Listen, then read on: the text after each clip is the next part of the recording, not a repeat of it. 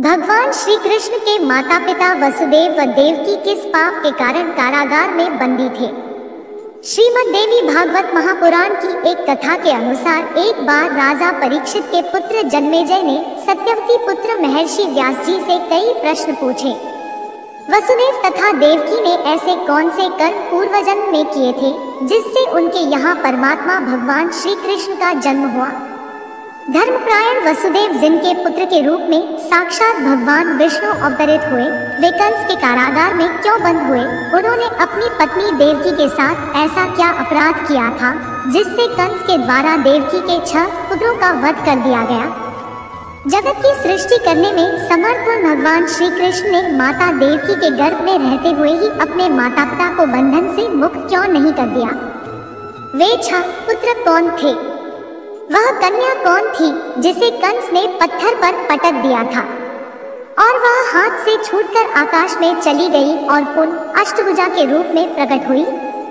जन्मेजय ने कहा, हे दयानिधे, हे सर्वज्ञ, मेरा मन इन संदेहों से व्याकुल हो रहा है, इसलिए मेरे इन संदेहों को दूर कर मेरे मन को शांत कीजिए। व्यास जी ने जन्मेजय से कहा, इस विषय में क्या कहा जाए? कर्मों की गति बड़ी गहन होती है। कर्म की गति जानने में देवता भी समर्थ नहीं है, मानव की तो बात ही क्या। जब से इस त्रिगुणात्मक ब्रह्मांड का आविर्भाव हुआ, उसी समय से कर्म के द्वारा सभी की उत्पत्ति होती आ रही है। समस्त जीव कर्म रूपी बीज से उत्पन्न होते हैं। तत्वों के ज्ञाता विद्वानों ने 3 प्रकार के कर्म बताए हैं: संचित, प्रारब्ध तथा वर्तमान। कर्मों का ये त्रैविध्य इस शरीर में अवश्य विद्यमान रहता है। काल के पाश में बंधे हुए समस्त जीवों को अपने द्वारा किए गए शुभ अथवा अशुभ कर्मों का फल निश्चित रूप से भोगना ही पड़ता है। प्रत्येक जीव का प्रारब्ध निश्चित रूप से विधि के द्वारा ही निर्मित है। ऊर्ध्व कर्मन की गति न्यारी, सब नदियां जल भरी भरी रहिया सागर के ही बिध खारी। उज्ज्वल पंख दिए बगुला को कोयल के ही गुणकारी। सुंदर नयन मृगा को दीन्हे बन बन फिरत उजारी। मूर्ख मूरख राजे कीन्हे पंडित फिरत भिखारी। सूर शाम मिलने की आशा छिन छिन बीतत भारी। सृष्टि के समय ब्रह्मा आदि सभी देवताओं की उत्पत्ति होती है और कल्प के अंत में क्रमश उनका नाश भी हो जाता है। जिसके नाश में जो निमित्त बन चुका है, उसी के द्वारा उसकी मृत्यु होती है। विधाता ने जो रच दिया है वह अवश्य होता है, इसके विपरीत कुछ नहीं होता। जन्म, मृत्यु, बुढ़ापा, रोग, दुख अथवा सुख जो सुनिश्चित है वह उसी रूप में अवश्य प्राप्त होता है, इसके विपरीत दूसरा सिद्धांत है ही नहीं। जन्म मृत्यु जरा व्याधि दुःखम वा सुखमेव वा तत्तथैव भवेत् कामं नान्यथैव विनिर्णय। श्रीमद् देवी भागवत 4:20-30।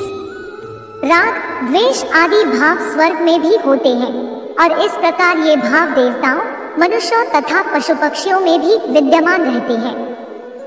पूर्व जन्म में किए हुए वैर तथा स्नेह के कारण ये समस्त विकार शरीर के साथ सदा संलग्न रहते हैं। आदि अंतरहित यह कर्म ही जगत का कारण है। भगवान विष्णु भी अपनी इच्छा से जन्म लेने के लिए स्वतंत्र होते तो वे अनेक प्रकार के सुखों व वैकुंठपुरी का निवास छोड़कर निम्न योनियों मत्स्य, कूर्म, वराह, वामन में जन्म क्यों लेते?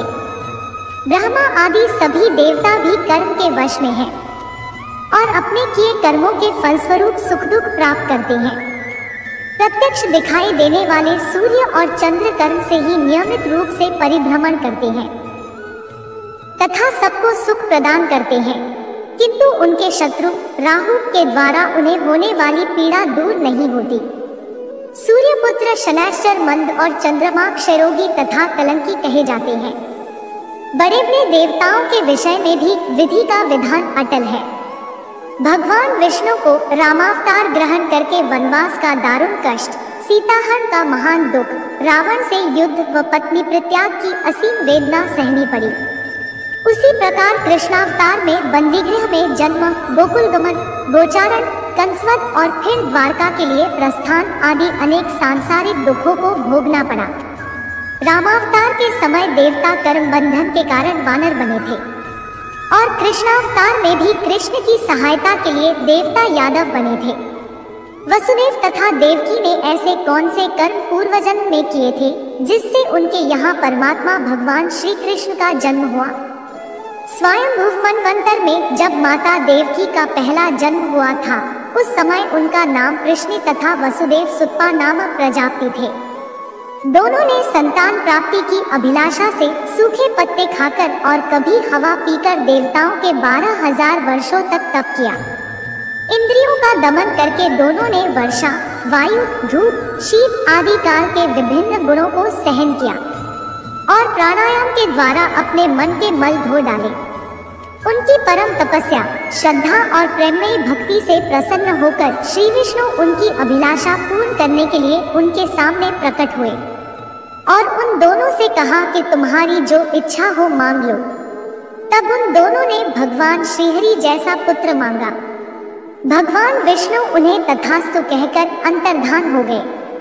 वर देने के बाद भगवान ने शील, स्वभाव, उदारता आदि गुणों में अपने जैसा अन्य किसी को नहीं देखा। ऐसी स्थिति में भगवान ने विचार किया कि मैंने उनको वर तो दे दिया कि मेरे सदृश पुत्र होगा, परंतु इसको मैं पूरा नहीं कर सकता, क्योंकि संसार में वैसा अन्य कोई है ही नहीं। किसी को कोई वस्तु देने की प्रतिज्ञा करके पूरी ना कर सके तो उसके समान तिगुनी वस्तु देनी चाहिए। ऐसा विचार कर भगवान ने स्वयं उन दोनों के पुत्र के रूप में 3 बार अवतार लेने का निर्णय किया। इसलिए भगवान जब प्रथम बार उन दोनों के पुत्र हुए, उस समय वे प्रश्निगर्भ के नाम से जाने गए। दूसरे जन्म में माता प्रश्नि अदिति हुई और सुत्पा कश्यप हुए। उस समय भगवान वामन के रूप में उनके पुत्र हुए। फिर द्वापर में उन दोनों का तीसरा जन्म हुआ। इस जन्म में वही अदिति देवकी हुई और कश्यप वसुदेव जी हुए और अपने वचन को सच करने के लिए भगवान विष्णु ने उनके पुत्र के रूप में श्री कृष्ण अवतार लिया। वसुदेव और देवकी और रोहिणी के पूर्व जन्म की कथा और अवतार ग्रहण का रहस्य। कश्यप मुनि और उनकी 2 पत्नियों अदिति और दिति ने ही जल जंतुओं के स्वामी वरुण देव के शापवश पृथ्वी पर वसुदेव, देवकी और रोहिणी के रूप में अवतार ग्रहण किया था। एक बार महर्षि कश्यप यज्ञ कार्य के लिए वरुण देव की गौ ले आए। यज्ञ कार्य की समाप्ति के बाद वरुण देव के बहुत याचना करने पर भी उन्होंने वह गौ वापस नहीं दी। तब उदास मन से वरुण देव ब्रह्मा जी के पास गए और उनको अपना दुख सुनाते हुए कहा, हे महाभाग, वह अभिमानी कश्यप मेरी गाय नहीं लौटा रहा है। अतः मैंने उसे शाप दे दिया कि मनुष्य जन्म लेकर तुम गोपालक हो जाओ और तुम्हारी दोनों पत्नियां भी मानव योनि में उत्पन्न होकर अत्यधिक दुखी रहें। मेरी गाय के बछड़े माता से अलग होकर बहुत दुखी हैं और रो रहे हैं। अतएव पृथ्वीलोक में जन्म लेने पर यह अदिति भी मृतवत्सा यानी जन्म लेते ही बच्चों का मृत्यु को प्राप्त हो जाना होगी। इसे कारागार में रहना पड़ेगा और उसे बहुत कष्ट भोगना होगा। वरुण देव की बात सुनकर प्रजापति ब्रह्मा ने कश्यप मुनि को बुलाया और पूछा, आपने लोकपाल वरुण की गाय का हरण क्यों किया और फिर आपने गाय को लौटाया भी नहीं? आप ऐसा अन्याय क्यों कर रहे हैं? न्याय को जानते हुए भी आपने दूसरे के धन का हरण किया है। लोक की ऐसी महिमा है कि वह महान से महान लोगों को भी नहीं छोड़ता है। संसार में लोक से बढ़कर अपवित्र अन्य कोई चीज नहीं है। यह सबसे बलवान शत्रु है। महर्षि कश्यप भी इस नीच लोकवश दुराचार में लिप्त हो गए। अतः मर्यादा की रक्षा के लिए ब्रह्मा जी ने अपने प्रिय पौत्र कश्यप मुनि को शाप दे दिया कि तुम अपने अंश से पृथ्वी पर यदुवंश में जन्म लेकर वहां अपनी दोनों पत्नियों के साथ गोपालन का कार्य करोगे। इस प्रकार अंशावतार लेने तथा पृथ्वी का बोझ उतारने के लिए वरुण देव तथा ब्रह्मा जी ने कश्यप मुनि को शाप दे दिया था। कश्यप मुनि ने अगले जन्म में वसुदेव जी और उनकी दोनों पत्नियों ने देवकी और रोहिणी के रूप में जन्म लिया। पूर्व जन्म में देवकी द्वारा किए गए कर्म ही देवकी के दुख खोड़ का कारण। दक्ष प्रजापति की दिति और अदिति नाम की 2 सुंदर कन्याओं का विवाह कश्यप मुनि के साथ हुआ। अदिति के अत्यंत तेजस्वी पुत्र इंद्र हुए। भगवान विष्णु ने इंद्र का पक्ष लेकर दिति के दोनों पुत्रों हिरण्यकशिपु और हिरण्याक्ष को मार डाला। तब दिति ने सोचा, मैं कोई ऐसा उपाय करूंगी जिससे मुझे ऐसा पुत्र प्राप्त हो जो इंद्र को मार डाले।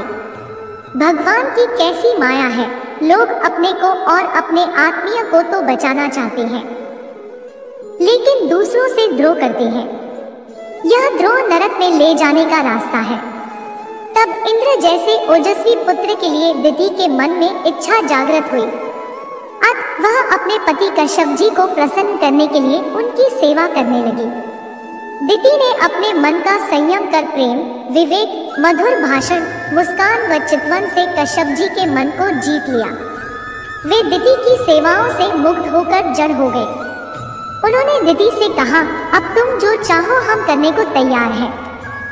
दिति ने देखा कि ये वचनबद्ध हो गए हैं, तो उन्होंने कश्यप जी से प्रार्थना की कि मुझे बलशाली एवं परम शक्ति संपन्न पुत्र देने की कृपा करें, जो इंद्र को मार दे। यह सुनकर कश्यप जी को बहुत दुख हुआ, क्योंकि इंद्र अदिति के गर्भ से कश्यप जी के बेटे हैं। उन्होंने सोचा कि माया ने मुझे पकड़ लिया। संसार में लोग स्वार्थ के लिए पति पुत्रादि का भी नाश कर देते हैं। अब क्या हो, मैंने जो वचन दिया है न तो वह व्यर्थ होना चाहिए और न इंद्र का अनिष्ट होना चाहिए। इस प्रकार सोच विचार करके कश्यप मुनि ने दिति को 1 वर्ष का पुंसवन व्रत धारण करने के लिए कहा। कश्यप जी ने कहा कि यदि तुम 1 वर्ष तक व्रत का पालन करोगे तो तुम्हारे जो बेटा होगा वह इंद्र को मारने वाला होगा, लेकिन यदि व्रत में कोई त्रुटि हो जाएगी तो वह इंद्र का मित्र हो जाएगा। कश्यप मुनि ने व्रत के लिए दिति को इन नियमों का पालन करने के लिए कहा।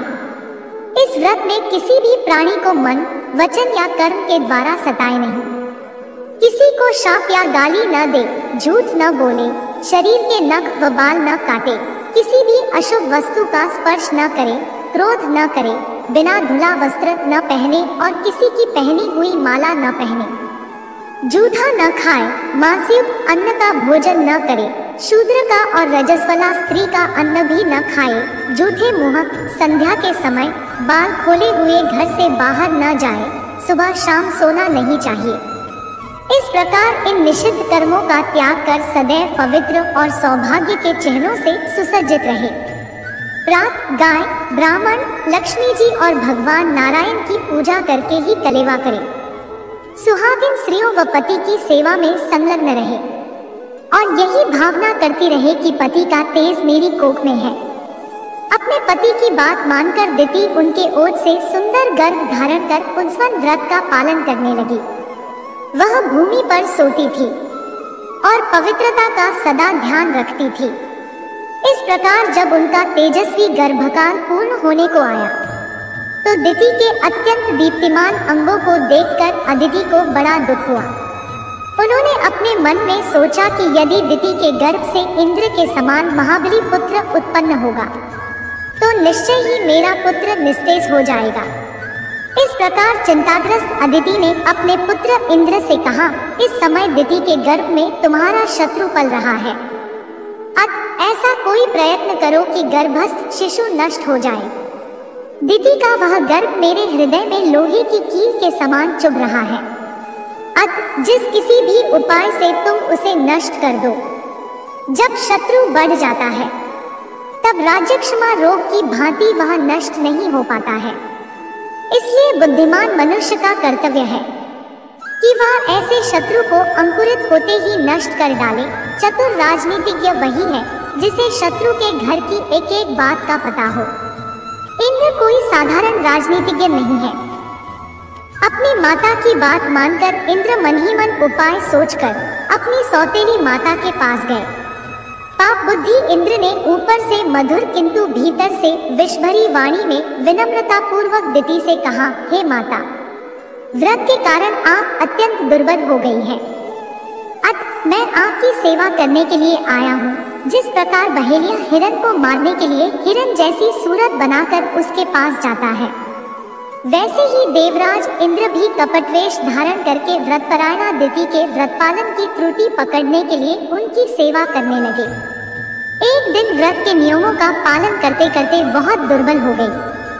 दिति से इंद्र ने कहा, माता, मैं आपके चरण दबाऊंगा क्योंकि बड़ों की सेवा से मनुष्य अक्षय गति प्राप्त कर लेता है। ऐसा कहकर इंद्र उनके दोनों चरण पकड़कर दबाने लगे। चरण दबने से दिति को बहुत सुख हुआ और उन्हें नींद आने लगी। उस दिन वह पैर धोना भूल गई और बाल खोले ही सो गई। दिति को नींद के वशीभूत देखकर इंद्र योगबल से अत्यंत सूक्ष्म रूप बनाकर हाथ में शस्त्र लेकर बड़ी सावधानी से दिति के उदर में प्रवेश कर गए और वज्र से उस गर्भस्थ बालक के 7 टुकड़े कर डाले। तब वे 7 टुकड़े सूर्य के समान तेजस्वी 7 कुमारों के रूप में परिणत हो गए। वज्र के आघात से गर्भस्थ शिशु रोने लगे। तब दानवशत्रु इंद्र ने उससे मां रुद्र मत रो कहा। फिर इंद्र ने उन 7 टुकड़ों के 7 टुकड़े और कर दिए। इस प्रकार 49 कुमारों के रूप में होकर वे जोर जोर से रोने लगे।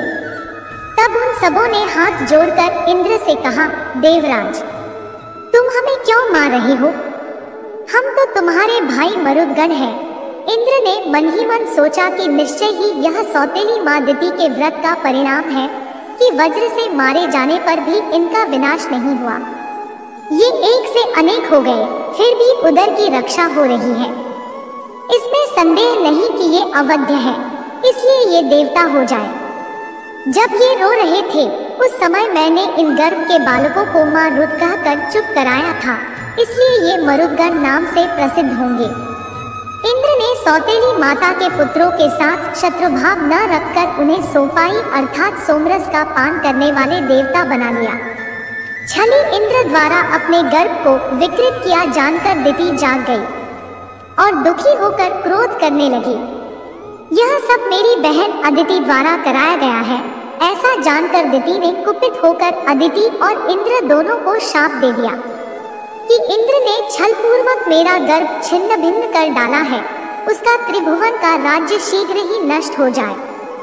जिस प्रकार पापिनी अदिति ने गुप्त पाप के द्वारा मेरे गर्भ को नष्ट करवा डाला है, उसी प्रकार उसके पुत्र भी क्रमश उत्पन्न होते ही नष्ट हो जाएंगे और वह पुत्र शोक से अत्यंत चिंतित होकर कारावास में रहेगी। तब कश्यप जी ने दिति को शांत करते हुए कहा, देवी, तुम क्रोध मत करो। तुम्हारे ये 49 पुत्र मरुद देवता होंगे जो इंद्र के मित्र बनेंगे। तुम्हारा शाप 28वें द्वापर युग में सफल होगा। वरुण देव ने भी उसे शाप दिया है। इन दोनों शापों के संयोग से यह अदिति मनुष्य योनि में जन्म लेकर देवकी के रूप में उत्पन्न होगी और अपने किए कर्म का फल भोगेगी। सबके शासक, धर्म के रक्षक और तीनों लोगों के स्वामी इंद्र ने जब ऐसा निंदित कर्म कर डाला, तब फिर कौन मनुष्य पाप नहीं कर सकता। ब्रह्मा से लेकर तृणपर्यंत स्थावर जंगम सभी प्राणी माया के वशीभूत रहते हैं और वह माया उनके साथ क्रीड़ा करती रहती है। यह माया सभी को मोह में डाल देती है और जगत में निरंतर विकार उत्पन्न किया करती है। वेदों में कहा गया है कि सत्वगुण से सभी देवता, रजोगुण से मनुष्य तथा तमोगुण से पशु पक्षी आदि जीव उत्पन्न होते हैं। अतएव जब सत्वगुण से उत्पन्न देवताओं में भी निरंतर आपस में वैर भाव रहता है, तब पशु पक्षियों में परस्पर जाति वैर उत्पन्न होने में क्या आश्चर्य।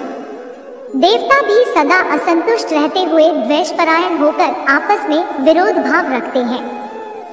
चंद्रमा ने जानबूझकर अपने गुरु बृहस्पति की पत्नी का बलपूर्वक हरण कर लिया। उसी प्रकार इंद्र ने महर्षि गौतम की पत्नी के साथ अनाचार किया।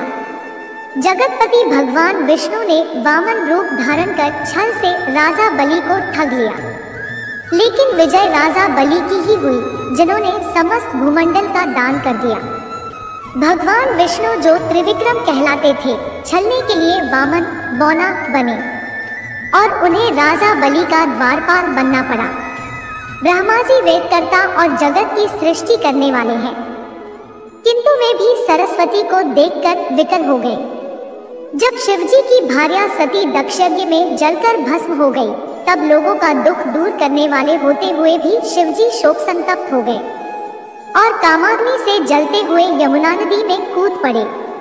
तब उनके ताप के कारण यमुना जी का जल श्यामवर्ण का हो गया। शिवजी भृगु ऋषि के वन में जाकर दिगंबर होकर विहार करने लगे। तब तब शांति प्राप्त करने के लिए उन्होंने दानवों के द्वारा निर्मित बावली का जल पिया। अपने कर्म के प्रभाव से ही रुद्र को मुंडों की माला धारण करनी पड़ती है। इंद्र को बैल बनकर पृथ्वी पर सूर्यवंशी राजा कपुत्स्थ का वाहन बनना पड़ा। भगवान श्री राम भी काम से व्याकुल होकर सीता के वियोग में जोर जोर से रोते हुए वृक्षों से पूछते फिरते थे कि सीता कहाँ चली गई। हे खग मृग, हे मधुकर श्रेणी, तुम देखी सीता मृगनयनी। काम, क्रोध, अमर्ष, शोक, वैर, प्रेम, सुख, दुख, भय, दीनता, सरलता, पाप, पुण्य, वचन, मारण, पोषण, चलन, ताप, लोभ, दम, मोह, कपट और चिंता आदि के भाव मनुष्य जन्म में विद्यमान रहते हैं। वे भगवान विष्णु भी शाश्वत सुख का त्याग करके इन भावों से ग्रस्त मानव का जन्म परशुराम, राम, कृष्ण बार बार लेते हैं। इस प्रकार इस संसार में सभी प्राणी विधि के नियमों में बंधकर सदा सुख तथा दुख से युक्त रहते हैं। जगत की सृष्टि करने में समर्थ उन भगवान श्री कृष्ण ने माता देवकी के गर्भ में रहते हुए ही अपने माता पिता को बंधन से मुक्त क्यों नहीं कर दिया। यह संपूर्ण चराचर जगत योगमाया के अधीन रहता है। ब्रह्मा से लेकर स्थावर जंगम सभी प्राणी सत्व, रज, तम इन गुणों के द्वारा उन्हीं में गुंथा हुआ है। इस प्रकार योगमाया की बड़ी महिमा है। ब्रह्मा, रुद्र, इंद्र, वरुण, यम, कुबेर, अग्नि, सूर्य, चंद्र आदि देवता, ऋषि मुनि ये सब बाजीगर के अधीन कठपुतली की भांति सदा योगमाया के अधीन रहते हैं। भगवान के सभी अवतार रस्सी से बंधे हुए के समान भगवती से ही नियंत्रित रहते हैं। भगवान विष्णु भी कभी वैकुंठ में और कभी क्षीर सागर में आनंद लेते हैं। कभी अत्यधिक बलशाली दानवों के साथ युद्ध करते हैं, कभी योग निद्रा के वशीभूत होकर शयन करते हैं, कभी मलमूत्र तथा स्नायु से भरे गर्भ में वास से होने वाले दुख भोगने को विवश हो जाते हैं। इस प्रकार सभी देवता कालपाश में आबद्ध रहते हैं। अत मनुष्य हो या देवता, किए गए शुभ या अशुभ कर्मों का फल तो अवश्य ही भोगना पड़ता है। इसीलिए जगत की सृष्टि करने में समर्थ उन भगवान श्री कृष्ण ने माता देवकी के गर्भ में रहते हुए अपने माता पिता को बंधन से मुक्त नहीं किया। कर्मफल भोगने के बाद ही वसुदेव व देवकी को श्री कृष्ण ने कंस का वध कर कारागार से मुक्त किया और उनका कष्ट दूर किया। देवकी के 6 पुत्रों के पूर्व जन्म की कथा। देवकी के वे 6 पुत्र कौन थे? स्वयंभुव मनवंतर में मरीचि और उनकी पत्नी ऊर्णा के 6 अत्यंत बलशाली व धर्मपरायण पुत्र थे। एक बार ब्रह्मा जी को अपनी पुत्री सरस्वती के साथ विहार करते देखकर ये हंस पड़े। ब्रह्मा जी ने इन्हें शाप दे दिया कि तुम लोगों का पतन हो जाए और तुम दैत्योनि में जन्म लो। वे 6 पुत्र कालनेमी के पुत्र के रूप में उत्पन्न हुए। अगले जन्म में वे हिरण्यकशिपु के पुत्र हुए। इन्हें अपने पूर्व जन्मों का ज्ञान था। अत पूर्व शाप से भयभीत होकर ये तप करने लगे। इससे ब्रह्मा जी ने प्रसन्न होकर इन्हें वर दे दिया कि देवता, दानव, नाग, गंधर्व, सिद्ध आदि कोई तुम्हारा वध न कर सके। हिरण्यकशिपु चूंकि देवताओं का विरोधी था, इससे वह अपने पुत्रों से कुपित हो गया कि तुमने अपने पिता की उपेक्षा की। अत उसने अपने पुत्रों को शाप दे दिया कि मैं तुम लोगों का परित्याग करता हूँ। तुम लोग पाताल लोक चले जाओ और इस पृथ्वी पर तुम लोग षड्गर्भ नाम से विख्यात होगे। तुम लोग बहुत दिनों तक निद्रा के वशीभूत रहोगे। तुम लोग क्रम से प्रतिवर्ष देवकी के गर्भ से उत्पन्न होते रहोगे और पूर्व जन्म का तुम्हारा पिता कालनेमी जो अब कंस होगा, तुम लोगों को जन्म लेते ही मार डालेगा। इस प्रकार हिरण्यकशिपु के शाप से वे क्रम से एक एक करके देवकी के गर्भ में आते गए और कंस पूर्व शाप से प्रेरित होकर उन देवकी पुत्रों का वध करता गया। इसके बाद शेषनाग के अंशावतार बलभद्र जी देवकी के 7वें गर्भ में आए। योगमाया ने अपने योगबल से उस गर्भ को खींचकर गोकुल में नंद बाबा के घर रह रही वसुदेव जी की पत्नी रोहिणी के गर्भ में स्थापित कर दिया। फिर देवताओं का कार्य सिद्ध करने तथा पृथ्वी का भार उतारने के लिए जगतपति भगवान विष्णु देवकी के 8वें गर्भ में विराजमान हो गए। वह कन्या कौन थी जिसे कंस ने पत्थर पर परत दिया था और वह हाथ से छूटकर आकाश में चली गई और पुनः अष्टभुजा के रूप में प्रकट हुई? देवताओं का कार्य सिद्ध करने के उद्देश्य से भगवती योगमाया ने अपनी इच्छा से यशोदा के गर्भ में प्रवेश किया। भाद्रपद मास के कृष्ण पक्ष में रोहिणी नक्षत्र युक्त अष्टमी तिथि की अर्धरात्रि की शुभ बेला में देवकी जी ने परम सुंदर अद्भुत बालक को जन्म दिया। उसी समय योगमाया के अंश से दिव्य रूपमयी त्रिगुणात्मका भगवती ने यशोदा के गर्भ से अवतार लिया। श्रीमद् देवी भागवत महापुराण के अनुसार जब वसुदेव जी श्री कृष्ण को लेकर नंद बाबा के घर पहुंचे तब स्वयं भगवती ने सैरंध्री यानी परिचारिका का रूप धारण कर उस अलौकिक बालिका को अपने करकमलों से वसुदेव जी को दे दिया। वसुदेव जी भी अपने पुत्र श्री कृष्ण को देवी रूपा सैरंध्री के करकमल में रखकर योगमाया स्वरूप उस बालिका को लेकर कारागार में लौट आए। कारागार में पहुंचकर उन्होंने देवकी की शैया पर बालिका को लिटा दिया। इतने में कन्या ने उच्च स्वर में रोना शुरू कर दिया। रोने की आवाज सुनते ही कंस तुरंत वहां आ पहुंचा। वसुदेव जी ने रोते हुए उस कन्या को कंस के हाथों में रख दिया। कन्या को देखकर कंस ने सोचा आकाशवाणी तथा नारद जी का वचन दोनों ही गलत सिद्ध हुए। ऐसा सोचकर उस निर्मम कंस ने बालिका के दोनों पैर पकड़कर पत्थर पर पटका, किंतु वह कन्या कंस के हाथ से छूटकर आकाश में चली गई। वहां दिव्य रूप धारण कर उस कन्या ने मधुर स्वर में कहा, अरे पापी, मुझे मारने से तुम्हारा क्या लाभ होगा? तेरा महाबलशाली शत्रु तो जन्म ले चुका है। ऐसा कहकर वह कल्याणकारिणी भगवती स्वरूपा कन्या आकाश में चली गई। जय श्री कृष्ण।